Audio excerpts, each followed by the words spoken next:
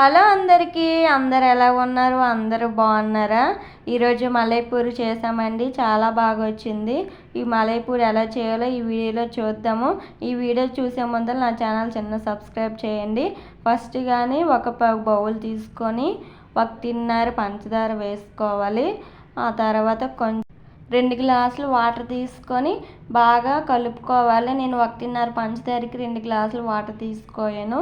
ఆ తర్వాత stove on చేసి బౌల్ అందులో పెట్టి పంచదారని మీడియంలో ఉంచుకొని అలా కలుపుతూ మీడియంలో చేసుకోండి. మరీ హైలో పెడితే మరీ మాడిపోయినట్టుగా అయిపోద్ది. మీడియంలో ఉంచుకొని పాకం పట్టుకోండి.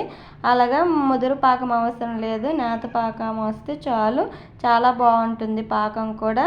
అలా తీసిన తర్వాత ఒక గరిటెతో పక్క తీసుకొని పాకం ఉంచుకోవాలి. కొంచెము యాలకుల పొడి వేసుకోవాలి పాకం పక్క పెట్టిన తర్వాత. ఆ తర్వాత పాకం వచ్చిన తర్వాత తీగ పాకం వచ్చిన తర్వాత తీసుకొని పక్కన పెట్టుకోవాలి. మరి వేరే బౌల్లోన గోధుమ పిండి 4 కప్పులు తీసుకోవాలి. మైదా పిండి 2 కప్పులు తీసుకొని బాగా కలుపుకోవాలి. కొంచెము సాల్ట్ వేసుకోవాలండి. అందులోన కొంచెం సాల్ట్ వేసుకొని బాగా మిక్స్ చేసుకోండి. కొంచెము వాటర్ వేసుకుంటూ కలుపుకోవాలి.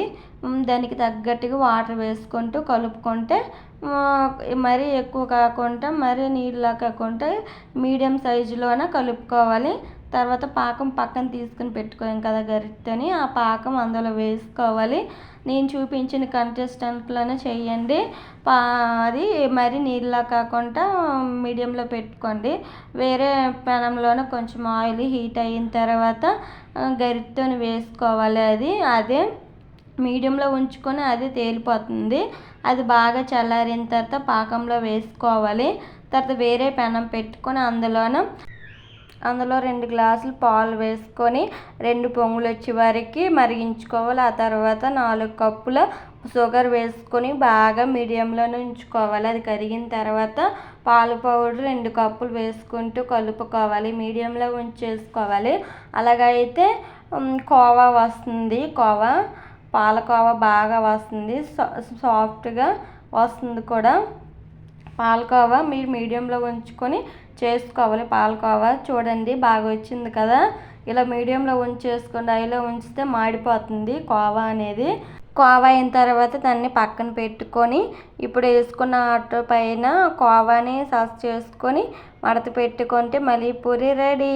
ఈ వీడియో మీకు నచ్చిందా? అయితే మీరు కూడా ట్రై చేయాలనుకుంటున్నారా? అలా పెట్టిన తర్వాత కొంచెము పంచదార పాకం వాటిపైన వేసుకోవాలి.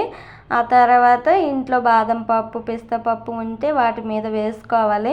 నేనైతే ఇలా వేసుకోయాను. మీకు కూడా నచ్చినట్లయితే మీరు కూడా ఇలా చేసుకోండి, చాలా బాగుంటుంది. నాకైతే చాలా బాగా నచ్చింది. ఫస్ట్ టైం కూడా ట్రై చేశాను. మీకు కూడా ఈ వీడియో నచ్చినట్లయితే మీరు కూడా ట్రై చేయండి. చిన్న లైక్ చేసి షేర్ చేయండి. బాయ్ అందరికీ.